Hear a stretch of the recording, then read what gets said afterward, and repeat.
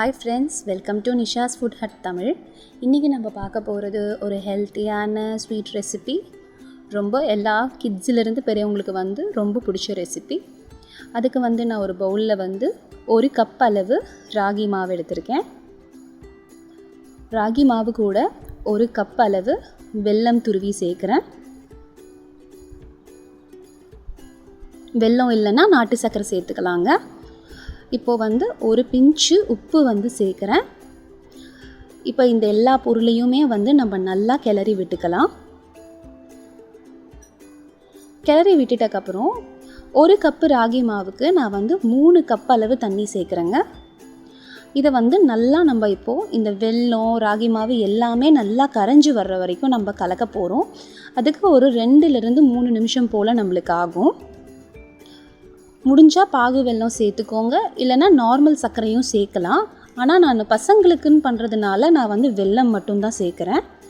இப்போ பாருங்க, நம்ம எல்லாமே நல்லா mix பண்ணி வெச்சிட்டோம். இத நம்ம ஒரு ஜல்லடை போட்டு வடிச்சு எடுத்துட்டோம். இந்த தண்ணி அப்படியே இருக்கட்டும். கடாயில சேர்க்கிறதுக்கு முன்னாடி நம்ம நல்லா அத ஒரு கலரி தான் சேர்ப்போம். ஏனா மாவு எல்லாமே அடியில தங்கி இருக்குங்கிறதுனால இப்ப கிளறி விட்டுட்டு இத நம்ம அப்படியே கடாயில நம்ம சேர்த்துடலாங்க.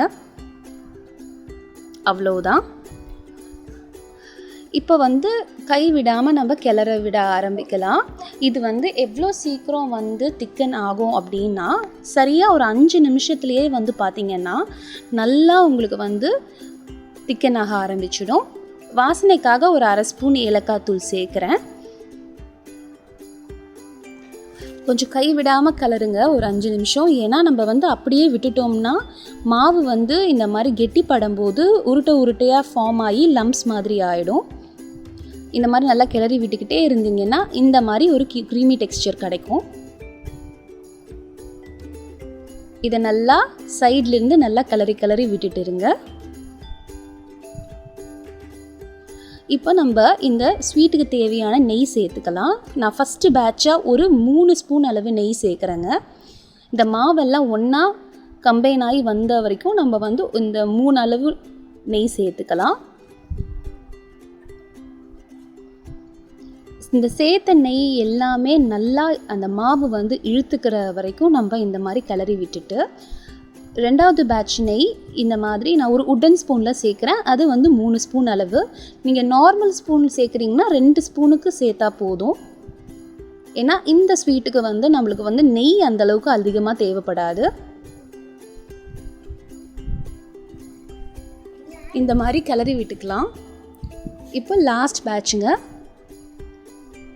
நெய் சேர்த்துக்கலாம். அவ்வளோதான். இதுக்கப்புறம் நம்ம நெய் சேர்க்க தேவையில்லை. இது கூட பார்த்தீங்கன்னா நான் 1 ஸ்பூன் நெய்யில் 10 முந்திரி உடைச்சி போட்டு வறுத்தெடுத்திருக்கேன். அதையும் சேர்த்துக்கோங்க. அதை சேர்த்துட்டு இப்போ எல்லாத்தையும் சேர்த்து நல்லா கிளறி விட்டுக்கலாங்க. இது இந்த தாளிப்பை சேர்த்த உடனேவே நல்லா நம்ம கடாயை விட்டு நல்லா உருண்டு வரும்.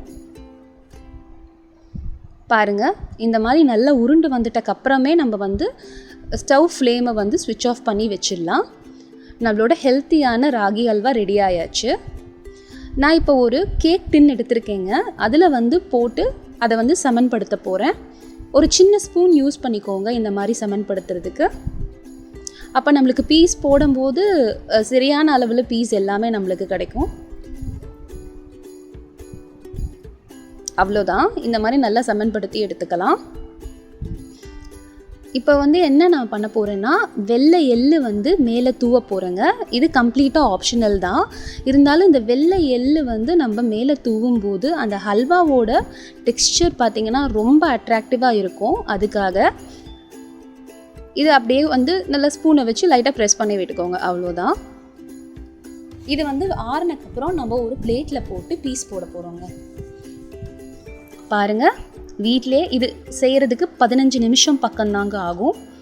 ராகி பார்த்திங்கன்னா ஃபைபரில் ரொம்பவே ரிச்சான ஒரு ஃபுட் ஐட்டமு.